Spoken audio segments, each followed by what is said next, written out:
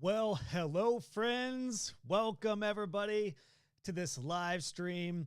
Really excited to spend some time with you here to answer some questions and have some fun talking web design. And of course, it's Black Friday, so we can talk some Black Friday stuff. But more importantly, I want to answer some questions that you have in and around web design and your web design business. Welcome in, everybody.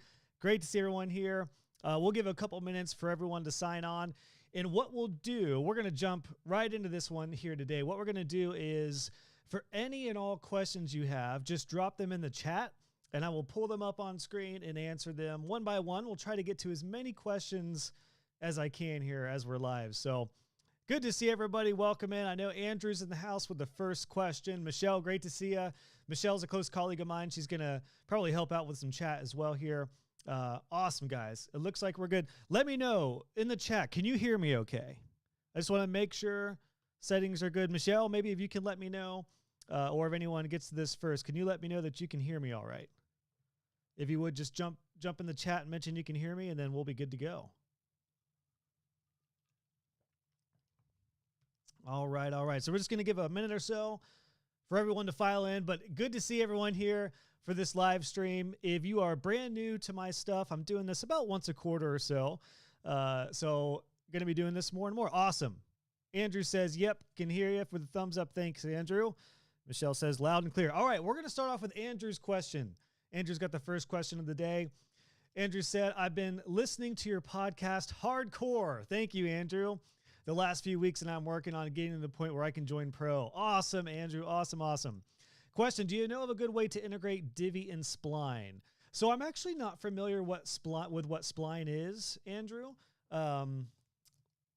Is that an AI tool? Okay, it's a 3D. Is that right? Is it the 3D design tool? Looks pretty cool. Looks kind of similar to some of the other like wireframes or design Figma, some of the other design tools. Yeah, I'm not sure. I don't think it integrates necessarily, but I guess depending on how you use Divi, Andrew, you could potentially create some designs mimicked off that. And even like you could create a child theme, or you could create a variety of things that would probably increase your workflow and your productivity for actually designing the sites and taking them from Spline to Divi.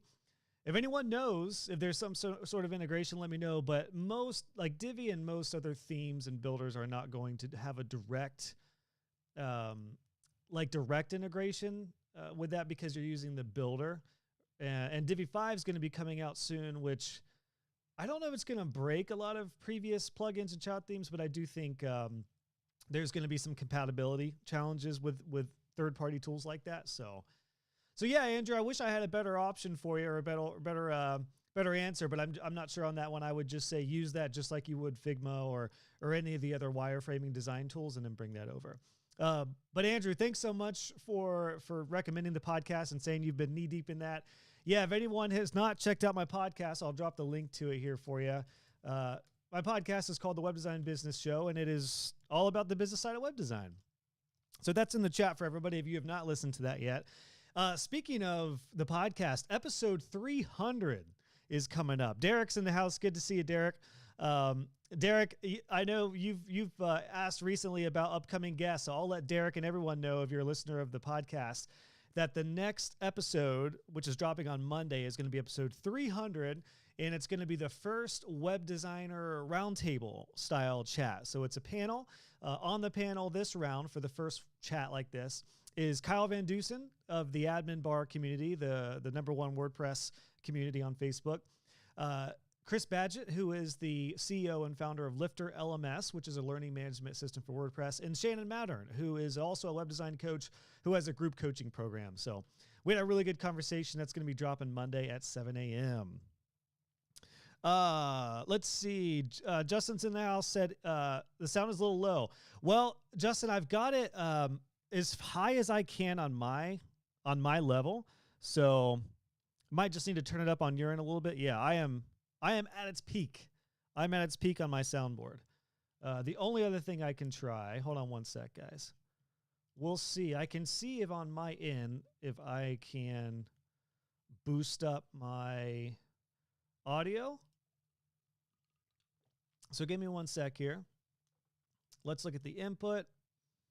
We're going to look at this. I don't know if that's any better.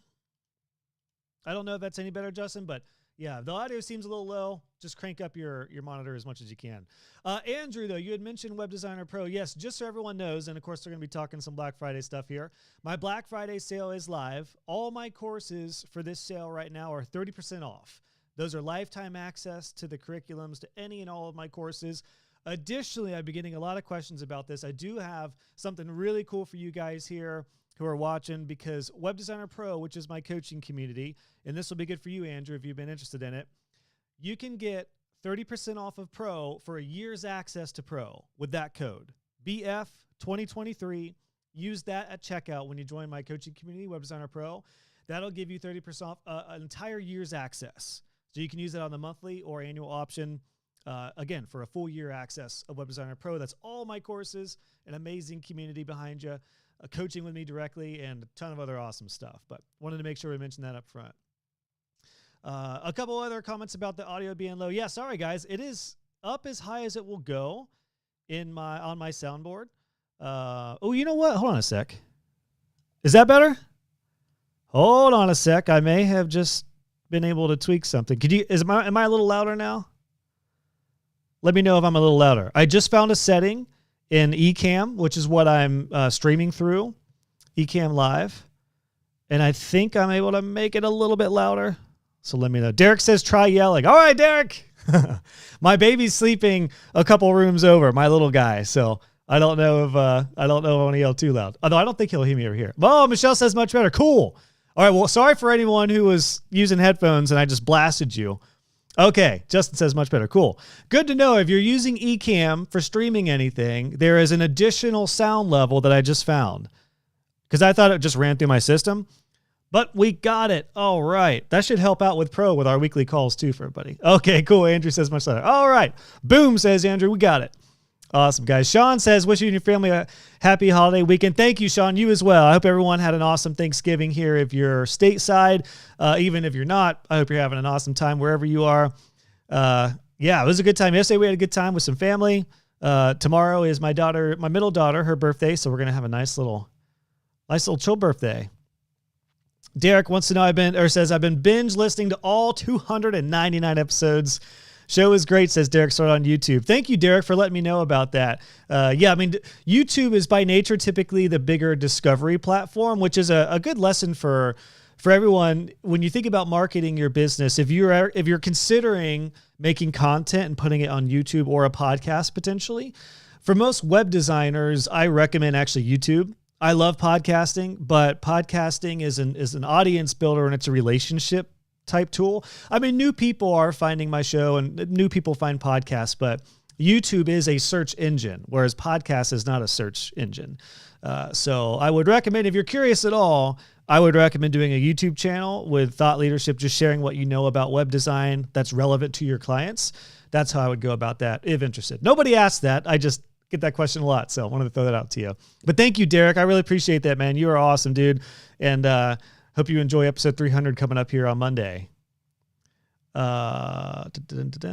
Okay, yep. So looking through the chat here. By the way, if you just joined us, welcome in, everybody. Feel free to drop your questions in the chat, and I will get to as many as I can for about an hour or so here.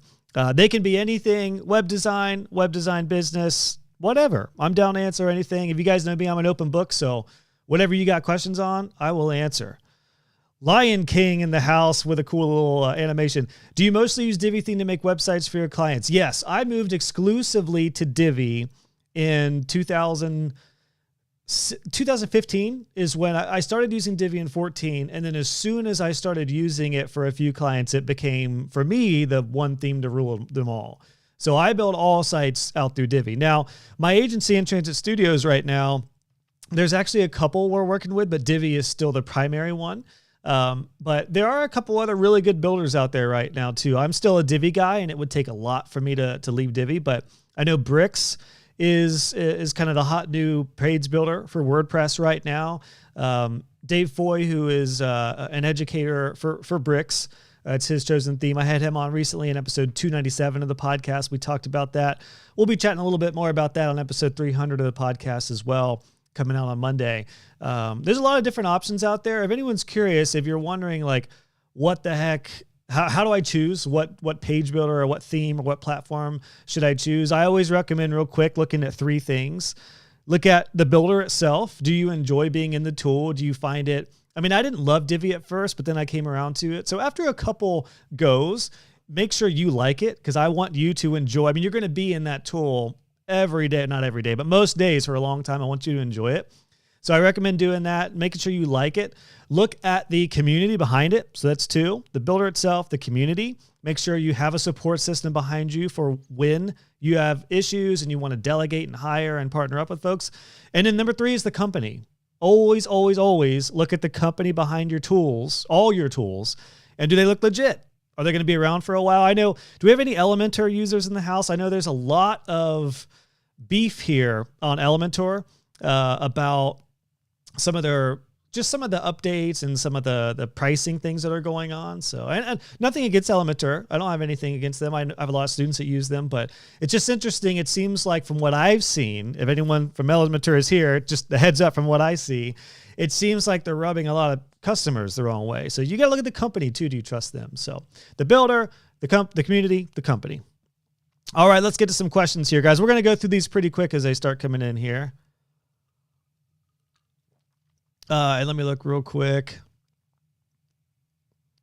Head of marketing wants to know, are you doing a Black Friday discount for the community? Yes. Yes. So my courses are 30% off if anyone just wants a course or the courses. Additionally, you can take 30% off of Web Designer Pro My Community with this code for a year access. So a year's access of My Community, Web Designer Pro, just use that code, and that will get you your 30% off Black Friday discount for an entire year of Web Designer Pro. That's where I coach you directly. All my courses, absolutely amazing community. Some of those folks are here. So I would definitely take advantage of that while the sale is on. Year access right there with that code. So thanks for the question there. Tom's got a good question here. Or it says, Tom says, love your content, by the way. I listen to all your podcasts. Thanks for providing the info. Thank you, Tom. Thank you for listening. No problem, man. I absolutely love the podcast. And 300 episodes in, we are not going to be slowing down on that. So thank you so much, Tom, for the note. And would love to help you further and further in your journey to build that business up as quickly as possible. All right. So here are some good questions, guys. Tom wanted to know with his first question, how do you handle semi-custom sites where you're going to be using templates and not a full custom build? Which templates do you use? How to present them? How much do you change them, etc.? So there's kind of, there's a lot of different ways to build websites, but what I teach most of my students and what most everyone is doing in web design now, if you have a template route, is some sort of template route and then a custom route, or my friends in the UK would say a bespoke route.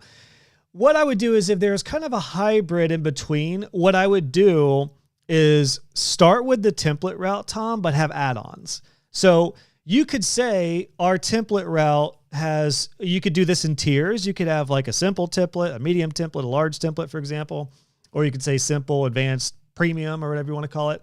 But you could have the template style with add-ons. So let's say a client is not ready for like a $10,000 custom website, but if you have template sites that start at $1,000 or $2,000, they may say, well, yeah, we'd love to do that, but we also want to have a few custom pages, and we would like to add a calendar that's not included in your template stuff. You could say, no problem. Tom, you could totally 100% have add-ons that could be either hourly or in a package form that you could add on to a template style site that would inevitably get them to the custom site. Now, this comes in really important here because now we get to the point where it's like, why would I ever have a custom package that's $5,000 to $10,000 if you can just do the template sites? And the reality is they both work well together. The question is whether you display them both publicly. That's the real question. I personally recommend, if you're going to have template sites, that those be fallback plans.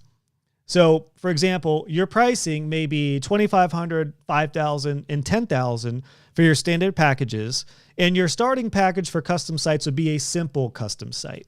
But if you're at a point where you're really doing a lot of copy and you're really proficient and you have a lot of experience to this point, then maybe your starting points start at $5,000 and then it's $5,000, $10,000, and $20,000.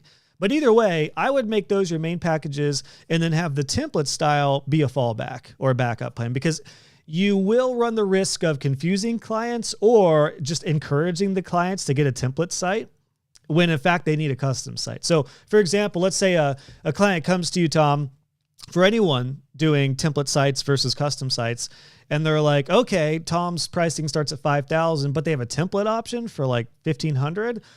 Let's just go the template route and then see how it does. That's the only risk of having both publicly, which is why personally, I recommend having a template style site as kind of a fallback plan. That way somebody comes through and they say, it's just way too much. 5,000 is too much for us. You could say, well, we do have an option to at least get you started. This is also a really good point for the subscription web design business model. If anyone has done subscription style web design, this is where it's a really good option to say, take a $2,500 website package and break that down into like 12 or 18 months and just do monthly payments. So that's an option too. So yeah, let me know if that helps, Tom. And then ideally, if you get somebody on a template style site, you want them to upgrade ideally to the custom package. Mark wanted to know, at this point in your trajectory, what's your role day-to-day at your agency? So I am essentially a consultant at my agency, Mark. I officially turned in transit over to Eric, who is my CEO, who took over the business so that I could teach full-time. Because I will tell you this, I had really debated back in 2020 on continuing to be the full-time CEO of my agency and the project manager. But there is absolutely no way I could manage doing that and teach at this level full time. There's just no way. And plus, I was a new dad. We had my daughter at the time and just had my second daughter. I am a family man and a work-life balance guy, and there was no way I'd be able to run my agency at the route I was doing it, or even scale it up myself and teach effectively and being able to grow this, which is honestly my true passion. I just love doing this. Like, being here with you guys is one of my absolute favorite things to do. So that's essentially what it looked like when I decided to bring somebody on to take over the business. I am essentially a consultant for them now. So yeah, I see me and Eric meet quite a bit. We meet at least once a quarter, and then we're talking every week about what's going on right now with pricing, marketing, clients, all our systems. And Eric was a student of all my courses, and then what's kind of cool is when I turned the agency over to him, all my courses were his SOPs. So he just stepped right into it and was going. So yeah, that's kind of my role right now, Mark, with my agency. Okay, so we got that question. Lord of the Rings themes. Good question here. Open Door Creations. Do you recommend advanced custom fields? Yes. I really enjoy advanced custom fields. In fact, if you're curious, for anyone who doesn't know what that is, it is a plugin. It's actually the free plugin is awesome. You can do all sorts of fun stuff with advanced custom fields. Let me go ahead and share my screen for you real quick. All right, so you guys should be able to see this here. I just want to show you this because I'm using advanced custom fields in two areas on my website. One is my about page, the Meet Josh page here. So we're using it right here to basically categorize the story. So I try to keep this updated every quarter or so with my story. This used to be a massive page. So what we did with advanced custom fields is create a little custom field here. And this works within Divi, so it's a short code. It's a plug-in advanced custom fields that you can create and customize and then plop this in any theme. So it works with anything. And then I have it like this. I just have little sections that basically creates this like timeline style story of my business and where we're coming at today. So that's how I use it in that area. Additionally, I also use it for my recommended tools. This is one of my favorite aspects because you could really customize it. It's crazy. So we have this categorized. We have advanced custom fields for all of my recommended tools and the tools that I use and recommend that you could look at like a master list of them, or you could go through, I could look at Divi resources, in this case, business resources. And I have all those completely like categorized and tagged with advanced custom fields. So yeah, in short, highly recommend advanced custom fields. We actually have a training in my community, Web Designer Pro, on advanced custom fields because I am personally not an expert with it, but I have a developer, Christian, who is one member of Web Designer Pro. He actually built the framework of all that, and it's awesome. You can get really simple or really complex with advanced custom fields. So yeah, to that question, highly recommend checking that out because you can do things like that, which you could accomplish a lot of that natively with Divi and with some extra plugins. But the cool thing about custom fields is if you ever wanted to change a theme, if I were to go from Divi to Bricks, for example, none of that would change other than some styling, which I could tweak. It's very, very cool. Glennette's got a roll. Hope you can watch the replay, Glennette. We will have the replay up, so it'll be on the YouTube channel under past live streams. You'll be all good to go. All right, awesome to hear that worked, Lion King. Very cool. We'll have to watch that this weekend. Cool. Hey, Andrew. Good to see you, Andrew from San Antonio. Speaking of San Antonio, my community web designer pro, we have I think there's 6 members now from that area. We just had somebody, Brian, recently join Web Designer Pro, and then he mentioned he's from Texas in that area, I think, and we had a ton join. So something is in the water down there, Andrew. What do you do when you have a call with a new lead, send them a proposal, they agree to the price and terms, and then they ghost you? Great question. So you can automate a lot of this. So I have a business course that is available for purchase separately or inside of Web Designer Pro. For those of you who have been through it and it's been a while, I'd recommend going back through it, version 2.0, because we talk exactly about this, which is to have a follow-up regime. So first off, Andrew, good on you for mentioning a follow-up regime, because this is not something I had standard until later on. But my recommendation is, well, first off, you can alleviate a lot of this by having a workflow that makes them actually click to accept and then click to pay. So with 17 hats, which is what I use for all my contracts and stuff, you can do this with a lot of different things, but this was the main thing that sold me on 17 hats, is you can create what's called a workflow. And what I did with that is I created the proposal, the contract, and then the invoice / payment all in a workflow. So somebody views a proposal, they accept it, then they accept the contract, and then that kicks them right over to the proposal, and they click to pay. Now, this is where you can automate it or personally follow up on this. I generally recommend if they accept a proposal and they don't move forward within a few days, then I would do it like the day after or a couple days after. Then I would do it a week after, and then I would do it a week after that. So within 14 days, you're going to want to get at least a few hits in there, Andrew. For anyone who has this issue, if you just joined us, Andrew had a great question. What did they ghost you? They're like, yeah, I'm signing on for sure. Yeah. I've been there. We've all been there. Maybe you're there right now, or somebody's like, totally, Andrew, we're definitely going to sign on.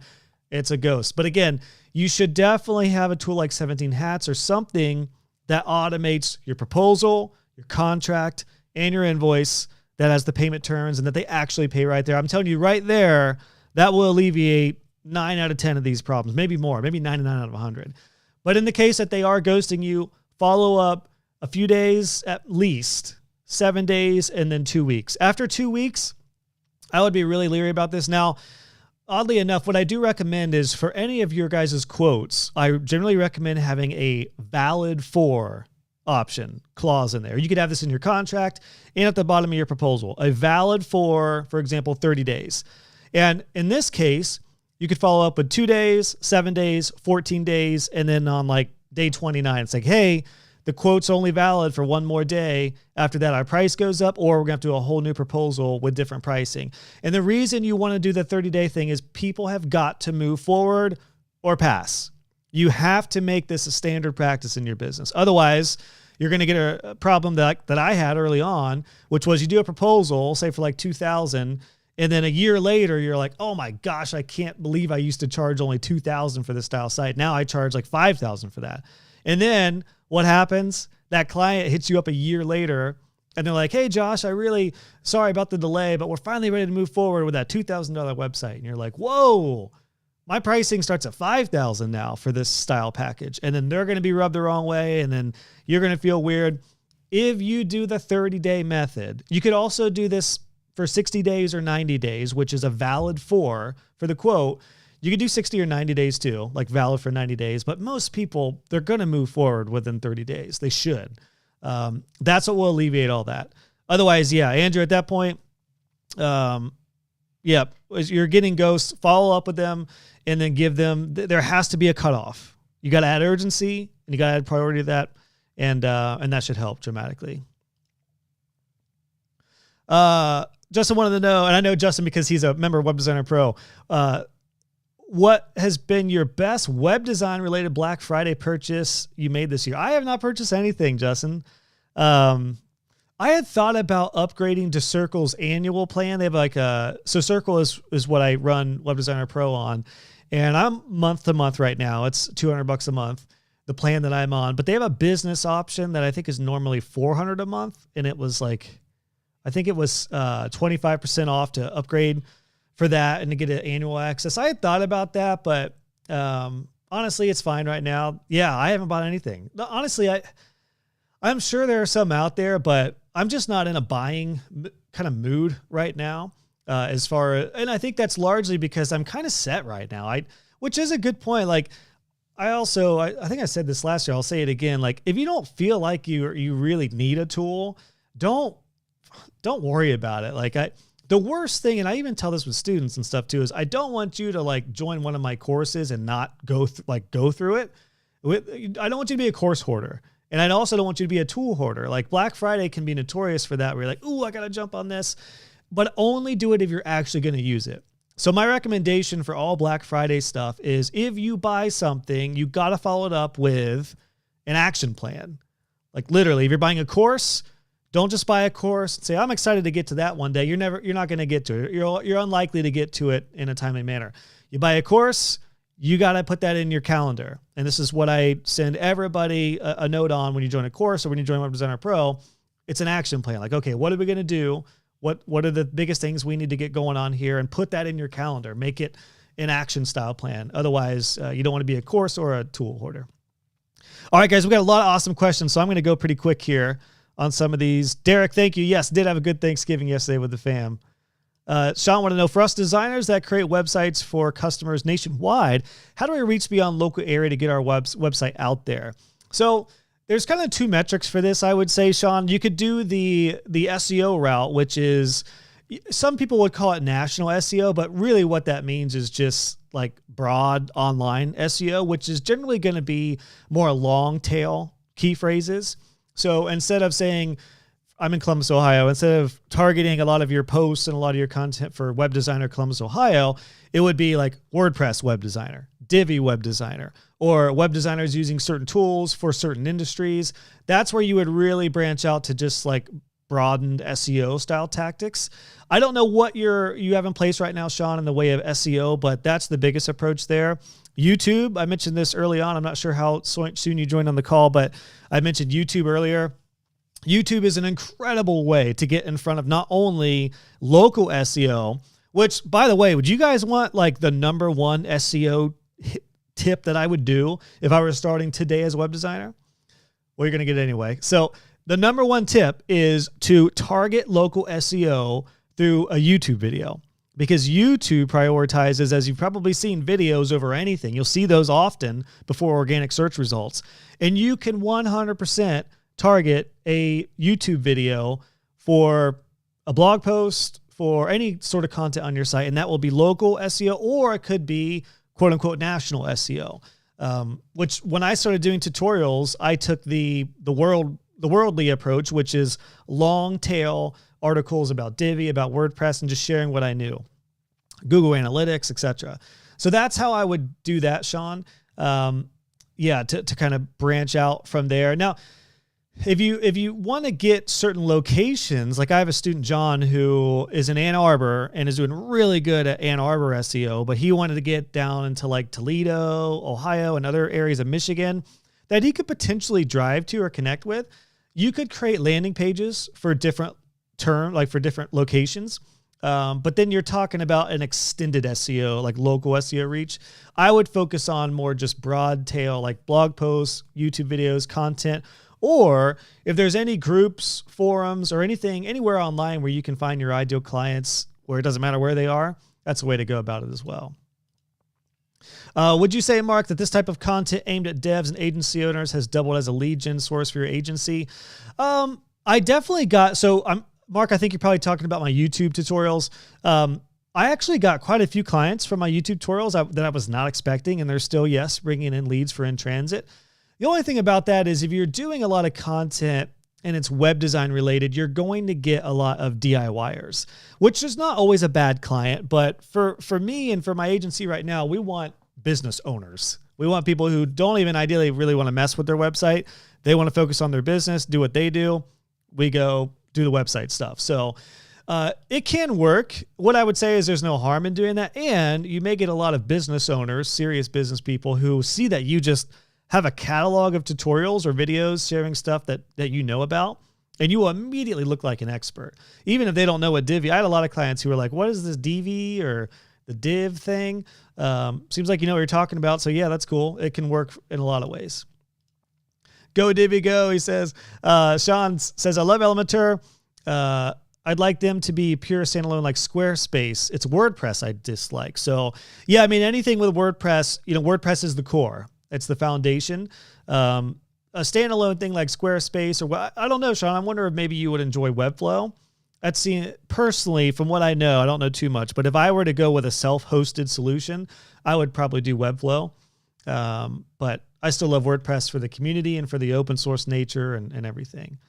Okay, cool. I think so. We already covered that. For anyone who's curious, my Black Friday sale is on right now, 30% off courses, or if you've been interested in Web Designer Pro, you can get 12 months of Pro right there with that code. 12 months with 30% off of Web Designer Pro with that code right there. That'll give you 12 months of coaching with me, courses, amazing community. BF 2023, friends. That'll get you into Pro with your discount while the sale is on right now. All right, good question here from Yusef. I have never done ads for my web design agency. Now, Eric and the team have explored some recently, and they do work. But the thing is if you're going to run Facebook ads for service work as a web designer, I would really, really focus on like good lead generators, like a good free offer, something where you do not direct them right to your service page. Ideally, too, remember, when you get a web design client, it's so different than selling like a t-shirt. Like if I was making t-shirts, I would be an ads guru as much as I could. Like I would be all about ads. But this is not like a $20 or $30 item. This is like potentially a $20, $30, $40, $50,000 lifetime client, maybe more. So they are likely not going to be the ads type people initially. Not to say that ads won't work, but I personally, ads would be like the last thing I would do, and I never did them. Nowadays, I mean, it is a saturated market for anyone, no matter where they are in the world. But I guess the question is like, do you want to be in the ads crowd if you're going to find a really good lifetime web design client who you are their trusted person? I just personally think there's a lot of different better routes for that, which in person, if you can go in person anywhere, networking groups, referral groups, meetups, anything in person, chamber of commerces, local business stuff, that's ideal. If you're not finding clients local or people aren't your ideal client local, there are so many options online. We talked about YouTube, just sharing what you know. You can also explore different options for different social media that is business centric, like LinkedIn, for example. LinkedIn, what a untapped gold mine for business owners, serious business owner. LinkedIn is. I have a lot of students who are killing it on Instagram with just sharing their business advice for web design business or web owner, like website, either website owners or business owners who have websites. So I would go that route, Yusuf, personally. I just think you'll get a lot more bang for your buck. But if you're going to do ads, what I would try is a free resource that is going to help your ideal client. So look at your ideal client. Doesn't have to be an industry or an age or a certain type, but whoever your ideal client is, what type of resource is going to help them? Make a free resource to get them through the door. And then that's when you want them to become a client. Please do more outtake shorts. I don't always have time to watch the podcast, so it's great when you share the 60-second nuggets of wisdom. Oh, all right, Justin. I appreciate it. Yeah, I think we call them snippets. Was that on YouTube, Justin, that you were seeing those? Or was that on social media? Because we were doing those for a while. Quite honestly, they take a while to do. My editor was doing them, and they were getting barely any engagement. So I was like, we were getting to a point where like needed to cut costs a little bit on some stuff that just didn't seem to be working. So I decided to take those down, but I will consider bringing those up again.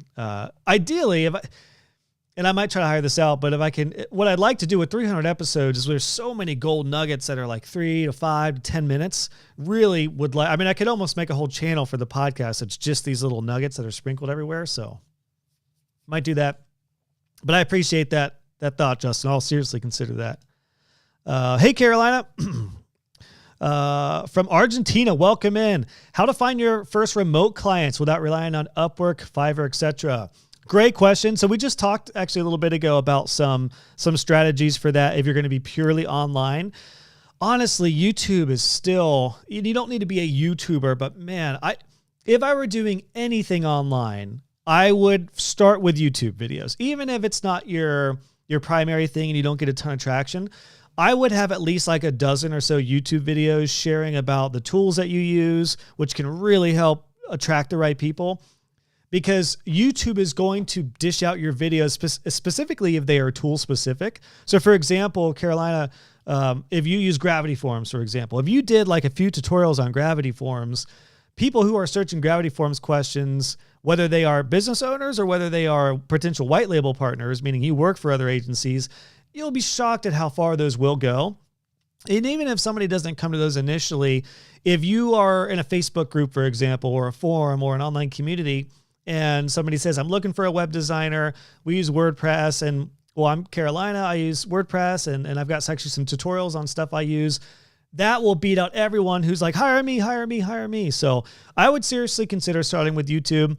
There's forums, there's Facebook groups. You can do this by industry, by like your ideal client, or you could get into Facebook groups that are other web designers, entrepreneurs, and just kind of be a helper.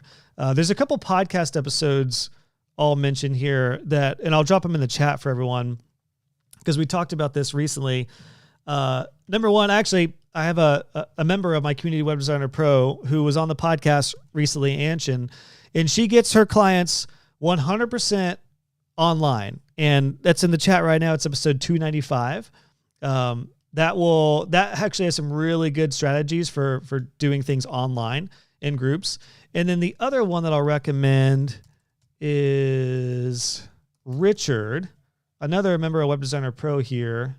And one reason I love being able to share my pro members is because I'm coaching them, so I get to actually see what's working for them, and I know their story a little more, so I know what's working, especially if they're in constant contact with me. That's why I know about Anshin and Richard here.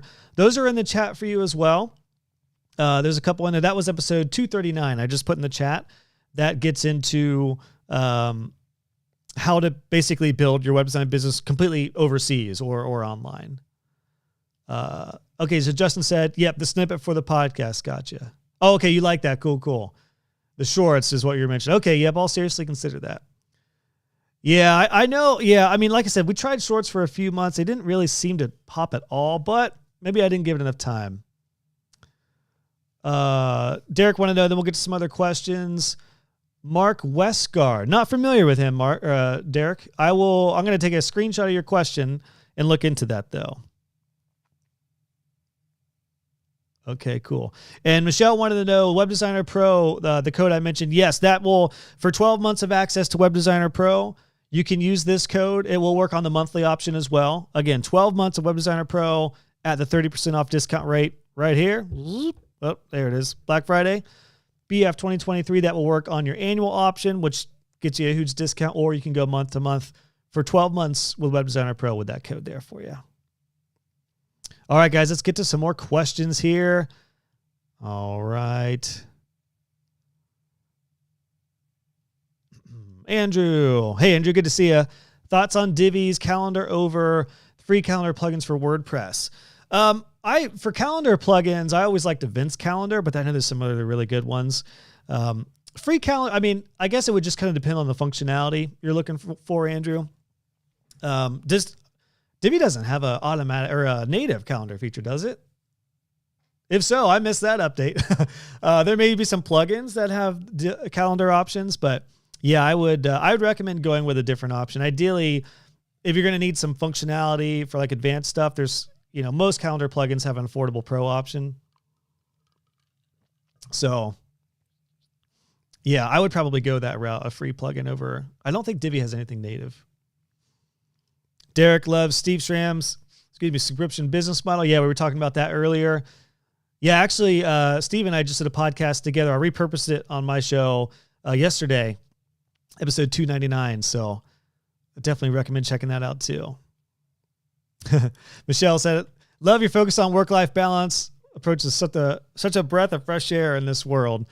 Helps with 3 kids. You have 2, right, Michelle? So I know you're there as well.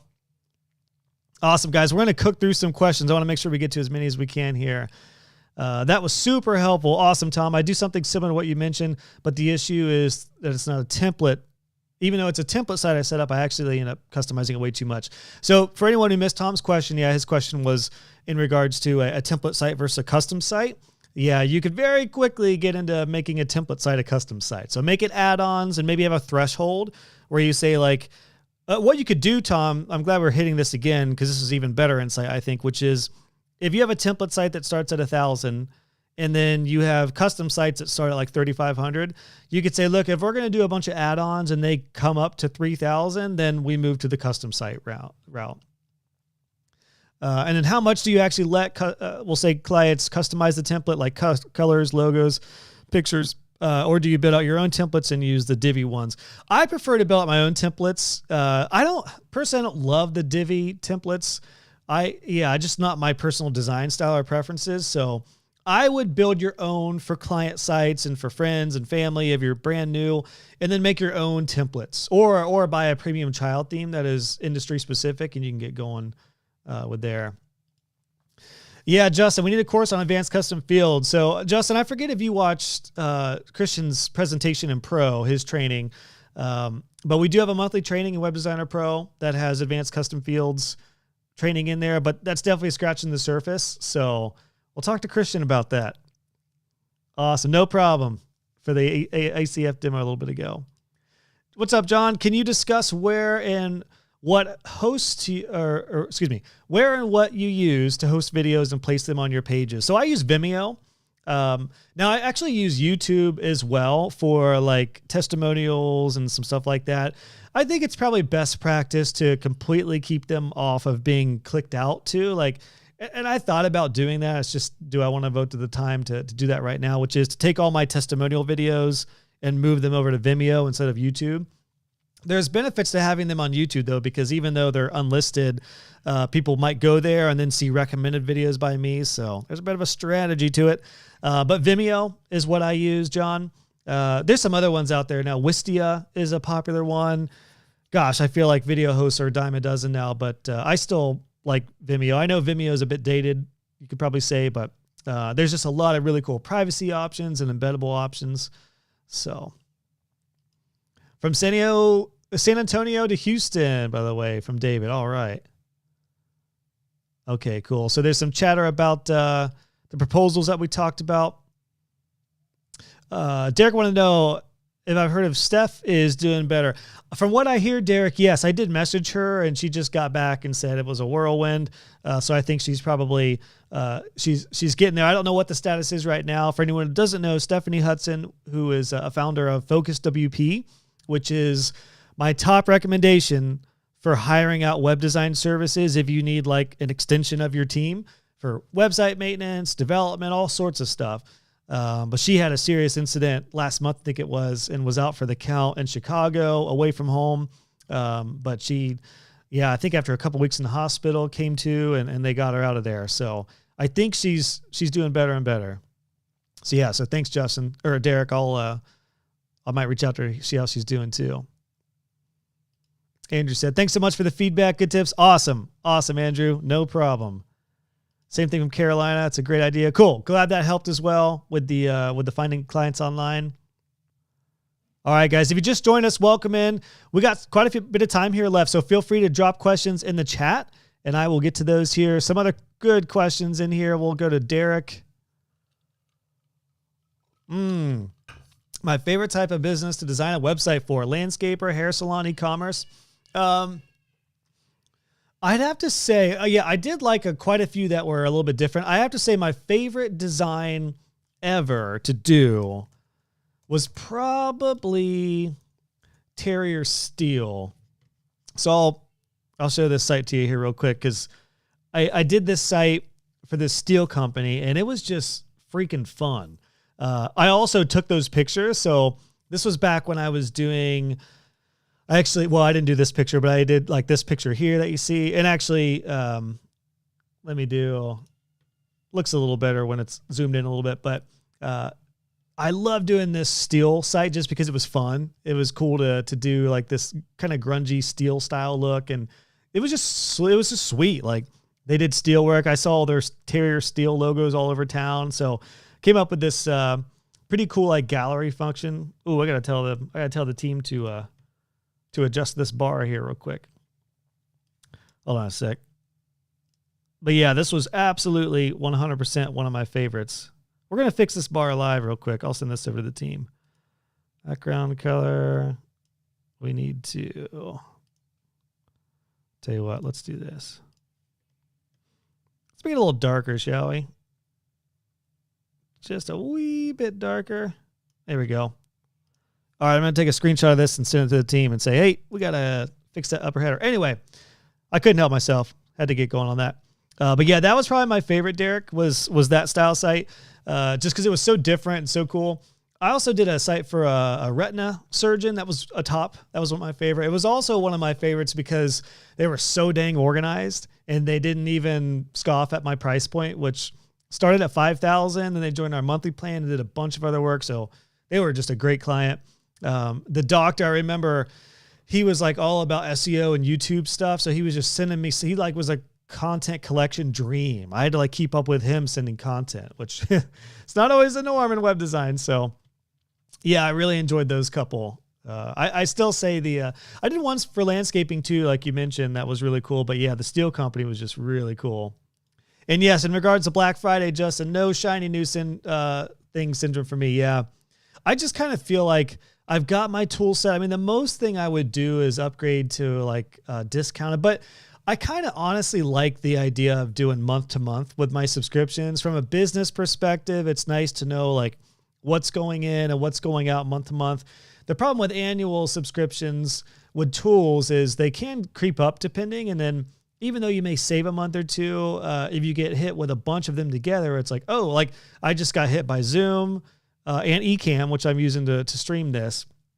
And another one too, that was all annual. And I was like, oh my gosh, I forgot about those. I'd almost rather just pay a little more and keep them month to month. So yeah, pros and cons to doing that. And then Tom, about the SEO advice, I've hoarded so many tools and courses. I'm trying to stop. Mostly SEO related tools. Yeah, there you go. Yep. Yeah, it can be tricky. Awesome. Glad to hear that the Black Friday advice is helpful there. All right. Cool. I'm just going through some questions here, guys. All right, let's get to some new ones. So if you just joined us, welcome in. I'm down to answer quite a few more questions here. We've got some more time. So any questions that you guys have, feel free to drop them in the chat.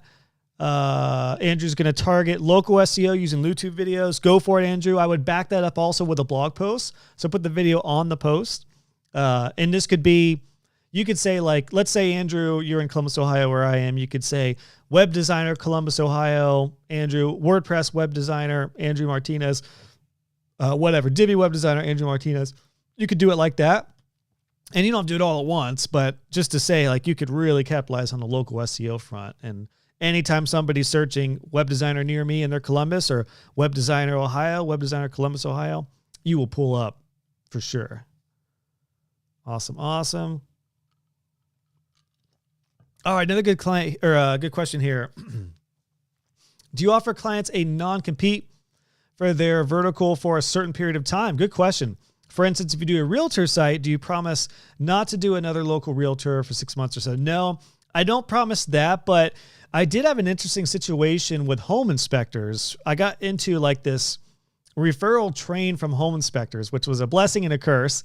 Nothing against home inspectors, but what was interesting is I started having them kind of compete with each other. So what I did do in that case, though, is it wasn't a non-compete at all. It was just a way to like figure out what their strengths were. Like I had some client or home inspector clients that were all about doing like radon or home inspections. Some were actually commercial inspections as well. So tried to kind of focus on those differently. But I mean, in most cases, like in Columbus, it's a huge city. So there's plenty of room at the top for everybody. And if, by golly, if you are the web designer who is helping, 3 or 4 or 5 clients all get to the top of Google, and people start seeing these sites, and at the bottom of every website is site designed by Josh Hall, site designed by Josh Hall, you made it. That's it. You don't probably need to go to a networking event again or do any sales or marketing or ads. You can just watch the leads flow in from that. So there's a new goal for everybody. Try to get a bunch of your clients at the very top of Google for certain industries, and success will flood you once you go that route, I promise. And yes, I know I got some questions about the Black Friday deal. So yes, my Black Friday sale is on right now. You can either get 30% off courses, just go to joshhall.co. That's automatic. Any course you get lifetime access to. If you'd like to join me in my coaching community to get coaching with me directly, our weekly calls, access to all of my courses and the community, this is where to go, joshhall.co/pro. Let me try to move that up for you here so you can see it. joshhall.co/pro, code BF2023 for 12 months of Web Designer Pro at 30% off. So huge Black Friday sale right now. You can jump on that. Again, get 12 months in Web Designer Pro. That will get you, you can use that on the annual or monthly option for 12 months of Pro. Hey, Paul coming in, or Paul Julie 1. So is this Paul or Julie? Or is the name Paul Julie, which would be fun too. What are your thoughts on Hostinger web hosting? I don't know Hostinger too well personally. I'm still such a SiteGround fan. There's some other good ones too. Flywheel's a really good one. WP Engine's one of the top for WordPress. It is more premium. WPMU Dev still has a lot of great resources. Yeah, Hostinger, from what I know, is on the more affordable option, but with any hosting, you get what you pay for. So I don't have any personal insight or experience with them, but I do know some people who are fine with them. So yeah, wish I could tell you more, but I'm not personally too aware of that, about, what the experience is like. All right, get down to some other questions here. Justin said, favorite Black Friday purchase is the half price lifetime license for the Fluent booking plugin. Switch from Calendly. Very cool. I've heard good things about Fluent Forms. Yep. Awesome. And then Justin wanted to know, how's your daughter getting on, Josh? Thank you, Justin. Yeah, my daughter Bria, we had a really wild, traumatic experience last fall. It's been over a year now, with a prolonged seizure. We're still in a lot of recovery for that, Justin. She is wonderful. Wonderful update is that we had an MRI recently, and they felt like the scans looked good from what they could see. That she is improving kind of slowly but surely. Now they don't know if she'll get back to 100% with what happened with her injury. But physically she is walking, she is grabbing things. She still has a lot of stiffness on her left side and a lot of neuroplasticity that we're kind of working through. So, in the spirit of Thanksgiving, I'm so thankful that she's made it this far with her recovery, which is still incredible. She does have these, we call them power legs. We have little braces that we put on her feet, because her whole left side was paralyzed after that seizure. But she's come a long way, and she's able to use her arm, and she's running and walking. The little braces help her out with that. So a lot of it is kind of therapeutic now, just to kind of retrain, her mind. But yeah, so recovery is slow but steady, but she's doing incredible. She's just the sweetest. I mean, nothing holds her back either. That girl, she will figure anything out. So I appreciate asking about that, Justin. Yeah, she's coming a long way. It's still a long way to go. Our hope and prayer is that she can get back to 100%. I'd say she's probably like 85% there now, which is amazing. So she's able to do a lot more. We're really hoping and praying she can get to 100 eventually as time continues to go on and she continues to heal. But yeah, she had a traumatic seizure that, potentially lasted all night. So yeah, it was still, it's been difficult. It's been really difficult. It definitely set the stage for a very, very trying end of the year last year and this year. We have 2 other kids as well. My wife is managing them a lot, so I'm generally taking Bria to her appointments. So thank you guys, by the way, too, for everyone who's a member of Pro. You join my courses, you listen to the podcast. Thank you guys, because Bria does about 2 appointments a week on average, depending on what's going on. She has a weekly therapy. She did have 2 weekly therapies for about 6 months after everything happened.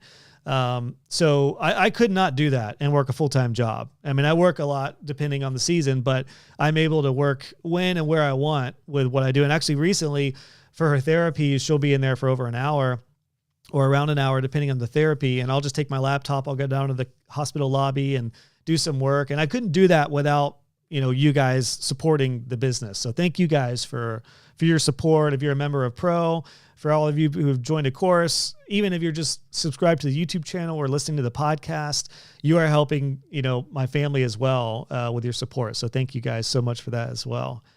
Because I don't know how, somebody with a normal job would be able to support my daughter Bria as much as I've been able to this year. So thank you guys. Awesome. Awesome. Derek, speaking of Black Friday deals, bought Kevin Geary's frames for bricks. Very cool. Awesome, guys. Michelle, great question. When do the Black Friday codes expire? The end of November. So you'll have from now through the end of the week, November 30th is when they all expire. So make sure you jump on that. Any questions, you can always email me as well, josh@joshhall.co. I'll be happy to answer any questions you have. Andrew wanted to know, take a drink before we get to this question. Then we'll do a last call for questions as we get ready to wrap some of this up. So feel free, guys. I can hang around for a little over the full hour here. So any final questions, go ahead and drop those in the chat, and I'll try to make sure we get to all of them here before we head out. All right, Andrew wanted to know. Let's make this a little bigger so we can see. How do you manage taking over an existing site that needs to be rebuilt and only want to keep the domain? Do your courses talk about handle domain management? So we talk a little bit about that at the SEO course, Andrew, with taking over a website that has already had an established SEO presence. I do talk about some domain management in my cPanel course as well, which I've kind of relabeled under the hood because all the stuff that I teach in that works if you have cPanel or not. It's just domain security, file management, etc. In that case, though, there's a few different aspects with this, Andrew. If a site needs to be rebuilt, but you want to keep the domain, then the easiest thing to do is just build the new site on a subdomain or a test domain or development domain. And then all you have to do is go into the actual site, the hosting, the DNS, so domain name server management. And technically all you have to do is change one record to move the old site to the new site. And that is the A record. Now, you want to make sure you don't break email or anything else associated with the website if you're on a different host. So what you could do in that case, a couple of different ways to go about it. If you're keeping the same hosting, you just move the new site over. You could use a cloning tool like Updraft Plus, or you could use Manage WP, which is what I use for cloning sites and managing sites. You could do it that way. So there's a few different ways to go about that. It's one aspect of being in Pro that can really help out as well. If you haven't joined yet, is you can ask me this directly and I'll give you a little pointer. I might even send you a video on how to do it depending on what host you use. But we do cover that in a little bit of the SEO course and the cPanel course.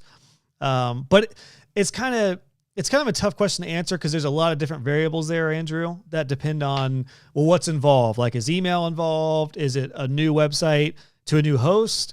Is it current domain just to a new website, in which case you could just replace the website? Simple as that. Well, quote unquote, simple as that. You don't want to break SEO stuff, but yeah, quite a few things you could do there, Andrew. So I know probably not super helpful, but the A record, for anyone who's curious, is what changes the website. That will not break email. So you could say, I've got a site over at SiteGround that's new, and I have the current site at Hostinger, but we want to point the site over here to that site. You could do the A record.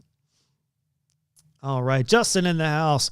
Slowly moving all hosting to WPMU Dev. Very cool, Justin. Liking them better than SiteGround. WPMU Dev is great, yeah. And I had their owner on the podcast a couple years ago. Really great team, great guy.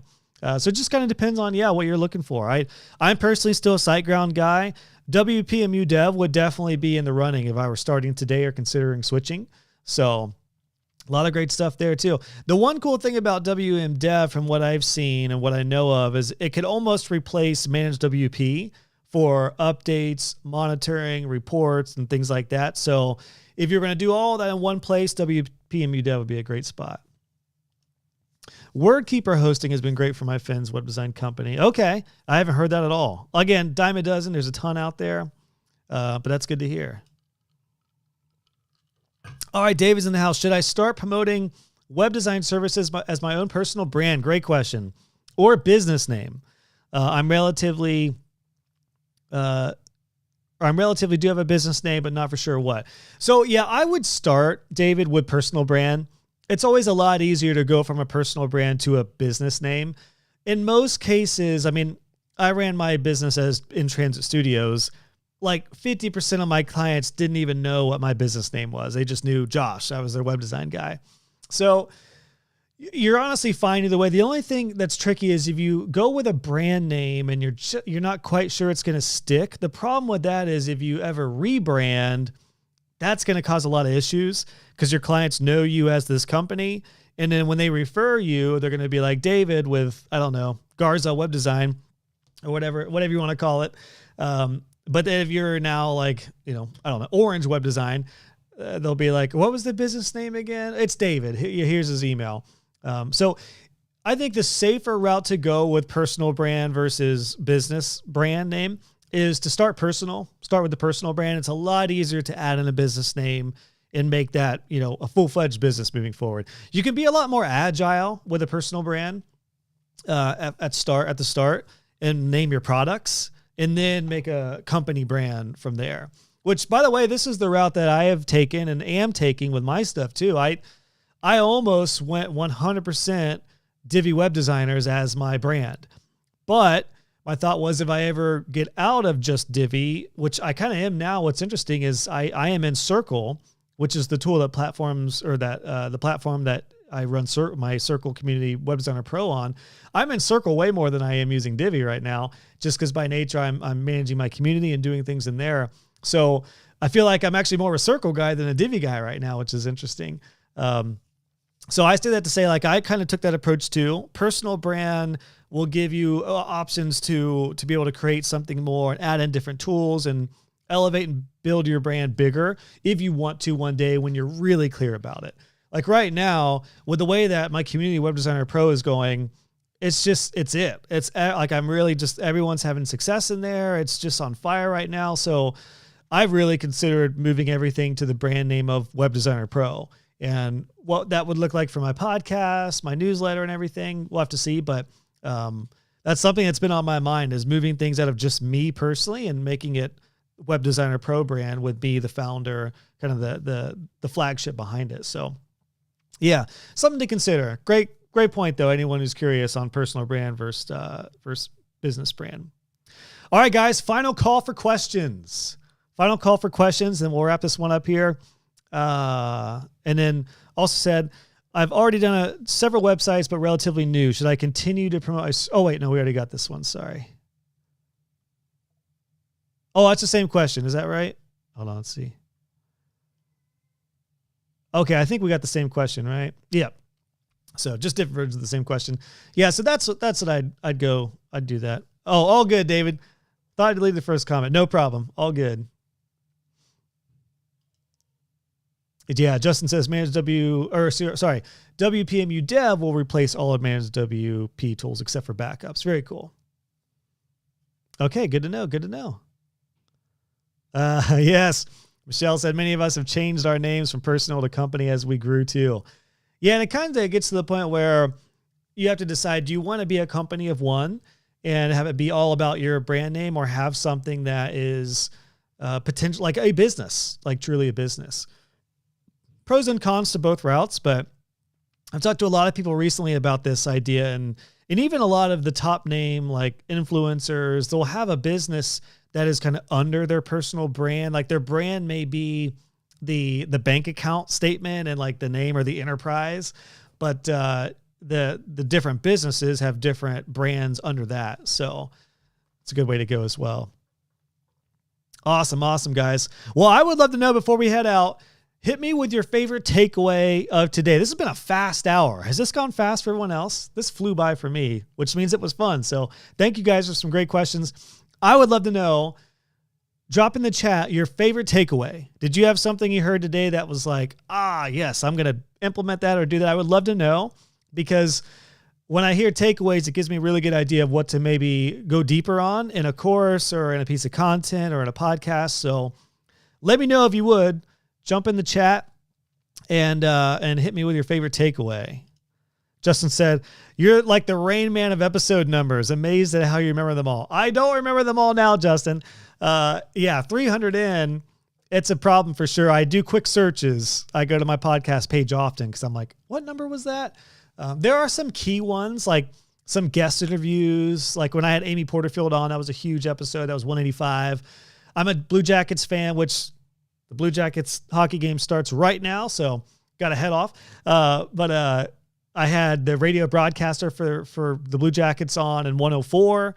So there are some like marquee episode numbers that I kind of remember if it was like a important episode. There are some other ones too that I refer a lot to, like I give 10 tips about how to quote for an e-commerce, or no, for hiring subcontractors. I remember that's 184 or sorry, 154. So yeah, there's kind of a few like marquee episodes or the ones that I refer often that I tend to remember. I definitely don't remember all of them. So before we head out, guys, hit me in the chat. Let me know if there was one takeaway that you really enjoyed today or appreciated and you're going to apply to your business, because I would love to know. I would love to know if there was a thought or a strategy or a tip that we covered that was just really helpful for you. And before we head out, like we mentioned, I am running my Black Friday sale that's on now through November 30th. You can take 30% off all of my courses. Just go to joshhall.co. Or if you want coaching with me directly, all my courses and the community, that's where to go. joshhall.co/pro. You can get 12 months of pro with that code at 30% off. BF2023. That's for a full year of Web Designer Pro, a year off. Or, 30% off a year. There it is. Awesome, guys. Any questions, let me know, by the way, too. josh@joshhall.co. Andrew says a takeaway, no need to look up Manage WP, Fluent Contact, or need to look up Manage WP, Fluent, and WPMU Dev. Yep, all great tools, all great tools. Hey, Lewis, good to see you, man. Lewis is in the house, another member of Pro. I need to reinforcement on not being a tool hoarder. Plus, I need to spend more time in the chat. New Year's resolution. Heard it here first. Yes, Lewis, we miss you in Pro, man. Lewis is a founding member of Pro, so... we actually met in person at WordCamp a couple months ago. So great to see you, Lewis. Yeah, come back into Pro as much as you can, man. Lewis is like a hidden gem too of development knowledge and just, yeah, you're just awesome, Lewis. So we miss you back in Pro. I know you're there, but would love to see you more. And yeah, always a good recommendation. It's always a good reminder for all of us. We don't need to be tool hoarders. Like I said, my recommendation, if you missed it, is only buy something if you have a plan to use it and implement it. That's the biggie. Takeaway from Michelle was putting limits on the number of customizing of templates. Awesome. Once you get to a certain dollar point, put custom tier. Yep. Best way to go. You might as well do a templated approach up until you get to the custom range with add-ons for sure. Do you think a solopreneur can present as an agency? Is it wrong to do that? No, you could do it. The cool thing about this too, Justin, is like with a solopreneur model, I would just do the approach that I shared, and I'll put this link in the chat for everyone to check out, because my agency site, my freelance version of the website is still live at josh.intransitstudios.com. So I'll put this in the chat for everybody. But what I did is it's me behind the agency primarily as a solopreneur, and I didn't have any full-time employees, but we do have the team page, which is collaborators. So I'm the owner, and then here are either full-time collaborators or part-time collaborators. And this is my recommendation for everybody. If you have any sort of team, now this was at the height of scaling, so this is like a pretty big team, but for a while it was just a couple up here and a few down here. And you'll see here for the collaborators, what I put is, when do they collaborate? Robson was frequently, Amber was frequently, God bless him, he loves email. Noel was occasionally, e-commerce specialist, WooCommerce. Amanda was occasionally, master of all sorts web design, and Pat, my SEO guy, was occasionally as well. So that's the way to do it when it comes to like presenting yourself as an agency, but you're actually a one-person show. That's the way to go. Now we're rhyming, so here we are. Awesome, guys. So let me get back to the comments here. David says, joining Pro today. Awesome, David. Welcome in. Well, as soon as you join, I'll hit you with a personal welcome video, and I want to hear more about your business, where you're at, and just for everyone's reference, when you join Pro, what we're going to do is I want to look at your services, your pricing, and hear about kind of the goal. moving forward for you, because I'll give you some strategies and tips to kind of lay out a plan to hit that goal, and then give you my recommendations on the resources to dive into between the courses and the training. So awesome, David. Pumped to see you here when you're able to join. Again, join us over at Web Designer Pro. Use that code for your Black Friday discount. All right, guys, last few questions here. I have a golden retriever. Both my golden retrievers are in my office. One is like, I think she's having a dream of chasing squirrels or something. I don't know if you guys can hear that, but she's going wild. Most of my clients are local, but occasionally online. Like your tips on online marketing. Awesome. Thank you so much for mentioning that. Yeah, a lot of different ways to go about getting clients. Some of the non-typical ones for online will work the best as far as getting people over to you. Awesome. Andrew's in pro. Welcome in, Andrew. I'll see you over there. After this, I'll come and say hey, and then we'll get going. Derek wanted to know, I plan to change my LLC business name soon. Can you recommend a business lawyer? Yeah, I do. Actually, we have a member of Web Designer Pro. I'll be happy to give you a referral, Derek. Ann Capuzza is who I would recommend. I don't know what the rates look like with that, but let me make a note. Actually, I'll do a screenshot. And then I have your email, Derek, so I'll link you guys. I'll link you in with Ann, and so she'll know that I sent you. I know she gives a discount to everyone I send over to her. So yeah, Ann Capuzza, who was on the podcast a while back, she could definitely help you out with that. Awesome, guys. Enjoyed the online marketing versus local. Cool. Awesome. Yeah, that sounded like it was a good tip. And that's just, it's funny because there's just so many ways to go about it, but it is a different strategy. Local SEO in person versus online, because you can do online local, which is kind of weird. Like you can do in-person local, online local, or you could do online global, basically. Favorite takeaway? I just love that you're genuine, share life, and appreciate your community. You exemplify the know, like, and trust philosophy. Oh, thank you so much for that. That is like, wow. Hold on. That's like a testimonial right there. Thank you so much for mentioning that. That means a lot. I really, really appreciate hearing that. But yeah, this is my favorite. I mean, the whole reason I do this and teach full time is it's because that's what I was missing when I was coming up as a web designer. I had barely any mentorship, no teacher. I'm like, man, there's a lot more options now, but I think everyone's probably seen, like, you get a feel for someone you're learning from. And even though they may be a really good teacher, they just may not be your style or somebody you just like learning from. So it's an honor to be in this position. So thank you so much for that. I really appreciate it, guys. Derek says only one takeaway. That's right. Too many on this Q&A. That's all right, Derek. I'll take it. That means it was a good one. Well, thank you guys so much for joining. Really, really enjoyed answering some questions for you. Awesome. David's going to get some help in pro. Awesome. No infrastructure. All right. Well, you just took the first step, David, because I'm probably going to recommend you go through the business course. So we'll get the infrastructure in place and we'll be ready to rock and roll. We'll look at your rates and packages. So I'll see you over there, David. Again, if you want to join David and Andrew and everyone who just joined pro, that is where to go. joshhall.co/pro. That's your code for Black Friday, which will give you 30% off of Web Designer Pro for an entire year. You can do that month to month or annually with that code. So I'll see you over there, friends. Any questions, you can email me, josh@joshhall.co. I don't have my button. I need to put that on my little button. josh@joshhall.co. We'll send you over there. You can email me if you have any questions. Otherwise, guys, the replay is going to be up here after this, and I look forward to the next one. If I don't see it in pro, we'll do another Q&A probably in Q1 at some point for 2024. A lot more cool stuff in the works. Make sure to, if you've not yet subscribed to the podcast, go to joshhall.co/podcast. Episode 300 is coming out on Monday. I also have a new newsletter that I'm sending out every Sunday now, which I've really been enjoying. You can get that at joshhall.co/weekly if you'd like to sign up for that as well. So just go to joshhall.co. It's all there. All right, friends. Thanks for joining. Thank you for the great questions and for the takeaways. I appreciate all you guys, and I'm excited to continue to be your web design coach, mentor, your Yoda, whatever you want to call me. Good with me. All right, everybody. See you on the next one. Cheers.